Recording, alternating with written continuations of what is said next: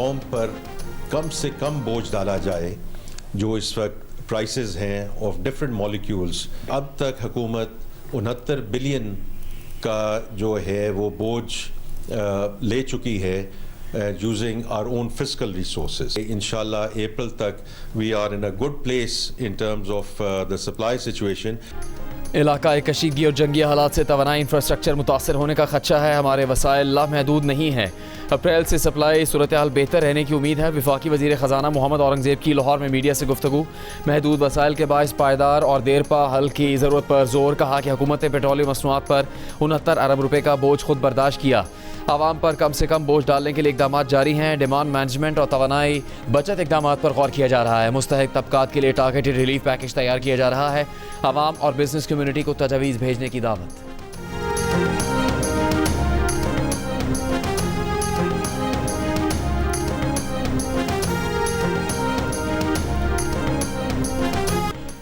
Pakistan super league का 11वां addition schedule के मुताबिक 26 मार्च से शुरू होगा। PSL मैचेस सिर्फ 2 शहरों कराची और लाहौर में तमाशाइयों के बगैर होंगे।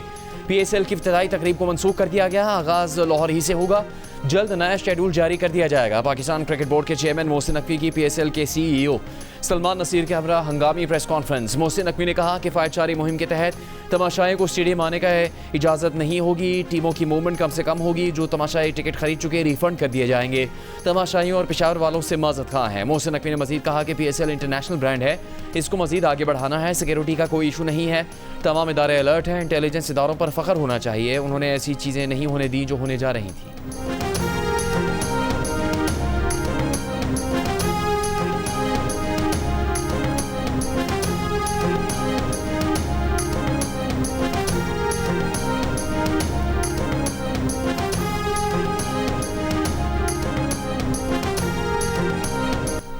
ईरान के इसराइल पर मिसाइल हमलों में एटमी मरकज़ डेमोना और हेरात शहर में बड़ी तबाही।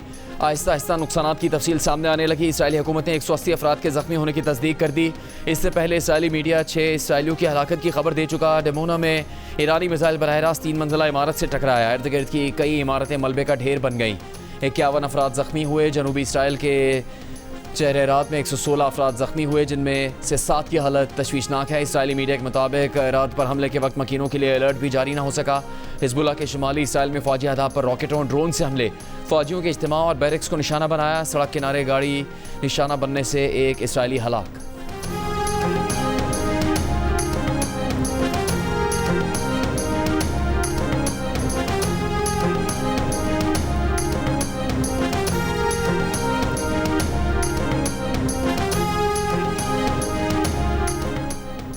ईरान ने 48 घंटे के अंदर अंदर आबनाए हुर्मुज़ ना खुली तो सख्त कार्रवाई होगी। अमेरिका ईरान के मुख्तलिफ पावर प्लांट्स को मरहलावार तबाह कर देगा। जंग जल्द ख़त्म होने के ऐलान के बाद अमेरिकी सदर ट्रंप की ईरान को फिर धमकी। कहा कि पहले ईरान के सबसे बड़े बिजली घर को निशाना बनाया जाएगा। ईरान ने जवाब में कहा कि ट्रंप ने ऐसा किया तो मशरिक़ वुस्ता में अमेरिका के तवानाई इंफ्रास्ट्रक्चर को निशाना बनाया जाएगा।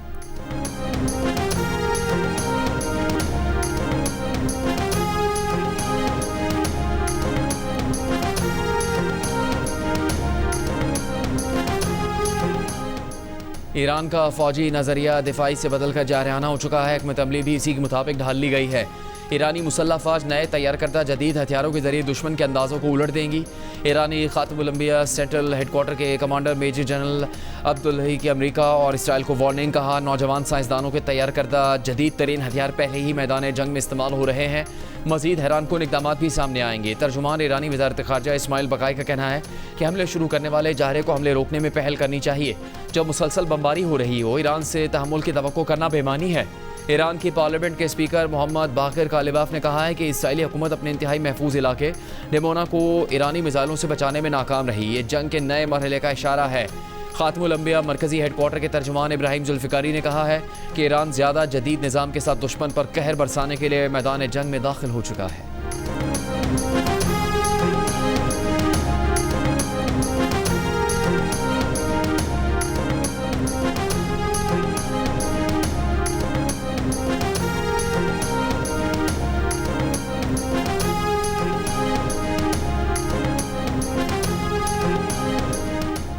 हमास की अल-क़स्साम ब्रिगेड के तर्जुमान का कहना है कि ईरान तमाम इस्लामी ममालिक की अवलीन लाइन ऑफ डिफेंस है। ये गज़ा के हज़ारों शहीदों के कत्लेआम का रद्दअमल है। जारे ममालिक आज़ाद ईरानी कौम का अज़्म नहीं तोड़ सकते। ईरानी ताकत का इस्तेमाल ना हो तो इसराइल एक के बाद दूसरे मुस्लिम मुल्कों पर चढ़ दौड़े। मुस्लिम उम्मा इसराइल और अमेरिका के खिलाफ मुत्तहिद हो जाए।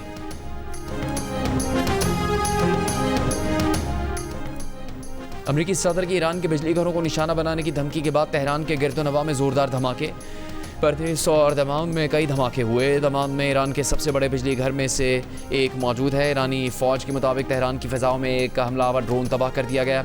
ईरान के ख़ातमुल अंबिया हेडक्वार्टर के तर्जुमान का कहना है कि बिजली घरों पर हमला हुआ तो ख़ित्ते में अमेरिका की तमाम तवानाई तनसीबात, IT इंफ्रास्ट्रक्चर और डीसेलिनेशन प्लांट भी निशाना होंगे।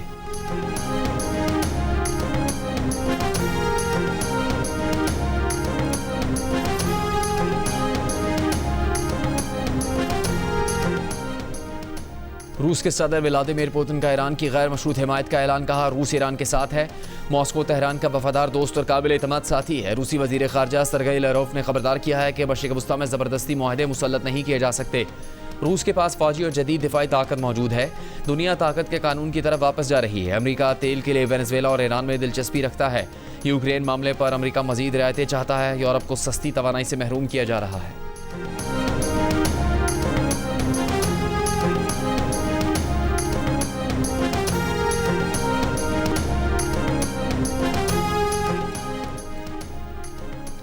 सदर ट्रंप ईरान के खिलाफ जंग का कंट्रोल खो चुके। अमरीकी सेनेट की फॉरेन रिलेशंस कमेटी के रुकन और डेमोक्रेटिक सेनेटर क्रिस मर्फी की तनकीद। इससे पहले क्रिस मर्फी ईरान के खिलाफ फौजी ऑपरेशन को ट्रंप्स इनसेन वॉर करार दे चुके हैं। उनका कहना था कि इसने पूरी अमरीकी मईशत को सुकेड़ना शुरू कर दिया है। अमरीका के साबिक सेक्रेटरी दिफा लियोन पेनेटा ने कहा है कि सदर ट्रंप आगे चट्टान और पीछे खाई वाली सूरत हाल में फंस चुके। नेशनल सिक्योरिटी हुकाम को ईरान की हुर्मुज़ बंद करने की सलाहियत का खूब इल्म था। आयतुल्लाह ख़ामनेई के कत्ल का नतीजा ठीक नहीं रहा। फ़ौजी क़ुव्वत से हुर्मुज़ खोलने के अलावा कोई ऑप्शन नहीं। ये जानी और माली लिहाज से बहुत महंगा ऑप्शन है, वरना ट्रंप की नाकामी यकीनी है।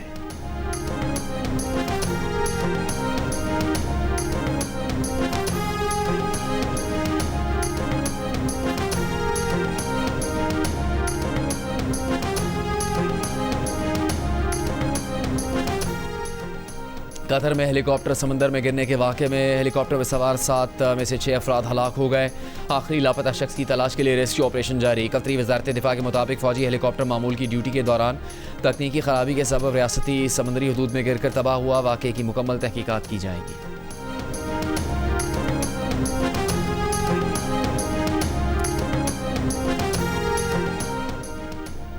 लबनान में इसराइली फ़ौज के हमले, सरहदी इलाकों में हिज़्बुल्लाह के साथ झड़पें जारी। शुमाली इसराइल में हिज़्बुल्लाह के रॉकेट हमले में एक इसराइली हलाक। इसराइली फ़ौज के वाक़े पर सख्त रद्दअमल की धमकी। इसराइली वज़ीर दिफा ने फ़ौज को दरियाए लिताली पर कायम तमाम पुल फौरी तौर पर तबाह करने का हुक्म दे दिया। इसराइली कम्यूनिटी के तहफ़्फ़ुज़ के लिए लबनान के फ्रंट लाइन देहातों के घरों की मसमारी में तेज़ी लाने की हिदायत भी जारी। जनूबी लबनान और बका वादी में इसराइली फ़ज़ाई हमले, ज़मीनी कार्रवाई भी जारी। लबनान पर इसराइली हमलों में अब तक 1000 से ज़्यादा अफराद जान बहक हो चुके हैं।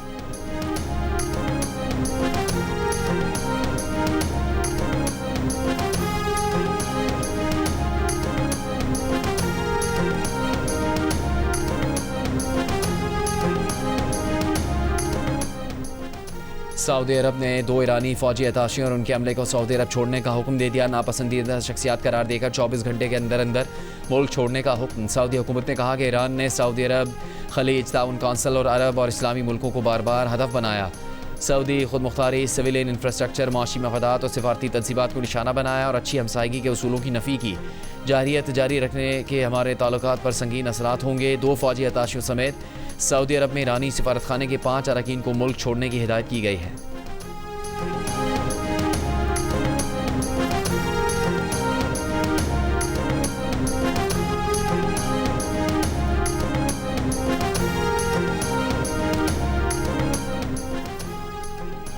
बगदाद एयरपोर्ट के करीब अमरीकी सिफारती मरकज़ पर हमला। इराकी सिक्योरिटी ज़राए के मुताबिक 2 ड्रोन से अमरीकी सिफारती मरकज़ को निशाना बनाया गया। मुत्तहिदा अरब अमारात के शहर शारजा के करीब बहरी जहाज़ पर मिज़ाइल हमला। बरतानवी मैरीटाइम एजेंसी के मुताबिक मिज़ाइल हमले में बहरी जहाज़ को नुकसान पहुँचने की इतलात हैं। गुज़श्ता रोज़ मुत्तहिदा अरब अमारात में कुवैत में अली अस्सालम हवाई अड्डे पर भी ईरान ने अमरीकी अड्डों पर हमले किए थे। ईरानी हुकाम का कहना है कि इन अड्डों से ईरान पर हमले किए गए थे।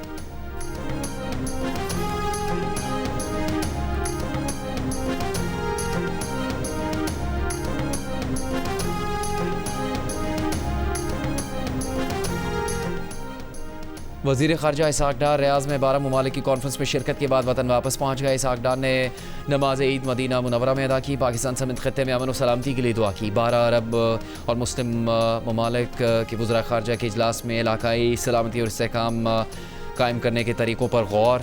ईरान से खत्ते के ममालिक में शहरी मकामात पर हमले रोकने का मुतालबा किया गया।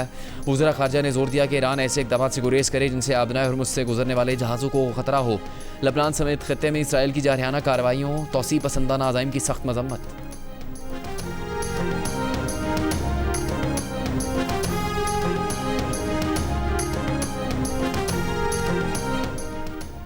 अमरीका और ईरान के दरमियान पैगामात का बिलवास्ता तबादला अब भी जारी। अमरीकी वेबसाइट का दावा लिखा कि अमरीका और ईरान के दरमियान बराह रास्त बातचीत खत्म हो चुकी, लेकिन मिस्र, कतर और बरतानिया अब भी दोनों मुल्कों में पैगामात का तबादला कर रहे हैं।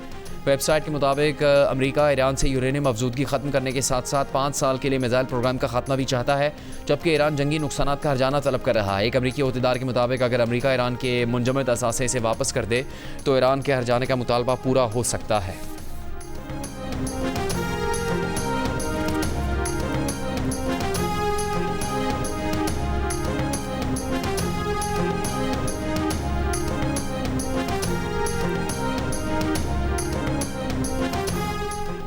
बरतानवी जौहरी आबदोज़ ने बहर अरब में पोजीशन संभाल ली। बरतानवी अखबार का दावा लिखा, बरतानवी जौहरी आबदोज़ टोमाहाक क्रूज़ मिसाइलों से लैस है।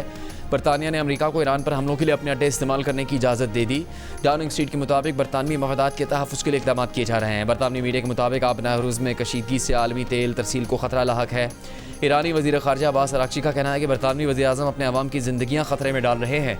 ईरान का हमलों के दौरान आबनाए हुर्मुज़ पर बातचीत से इनकार। कहा, अमरीका और इसराइल के हमलों के दरमियान हुर्मुज़ खोलने की बात नहीं हो सकती। दुनिया को ईरानी ताकत के साथ तवानाई तनसीबात गैर महफूज होने का अंदाज़ा हो चुका है।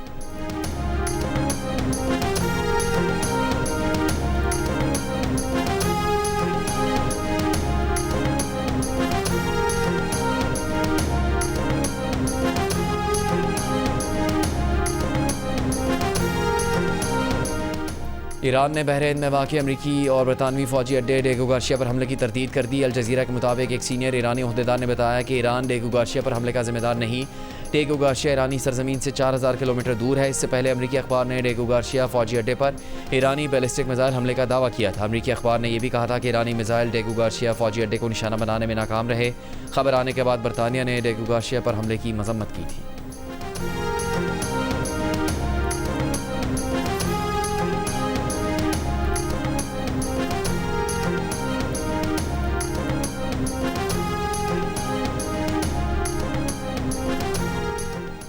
अफ़गानिस्तान की तालिबान रजीम ने मार्च 2025 से मार्च 2026 के दौरान कम अज़ कम 1186 अफराद को कोड़े मारे और क़सास के तहत 6 लोगों को सरेआम सज़ाए मौत भी दी गई। जिला वतन अफ़गान सहाफ़ियों के मुरतब करदा सरकारी बयानात और आदाद-ओ-शुमार के मुताबिक अफ़गानिस्तान के बेशतर हिस्सों में जिस्मानी सज़ाओं का सिलसिला जारी है।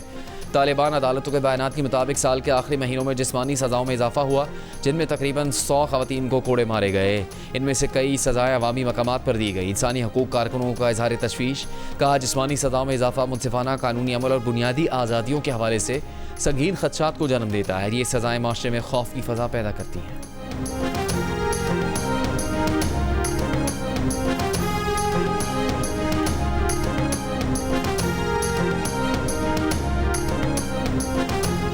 कराची में आग से मुतासरा गुल प्लाजा की बेसमेंट में एक दुकान में फिर आग लग गई। मलबे से धुआं उठता दिखाई दे रहा है। फायर ब्रिगेड की 3 गाड़ियां गुल प्लाजा पहुंच गई। टीम अंदर जाने की कोशिशें कर रही है। हुकाम का कहना है कि इमारत सील थी। इब्तदाई तौर पर इल्म नहीं आग कितनी दुकानों में लगी।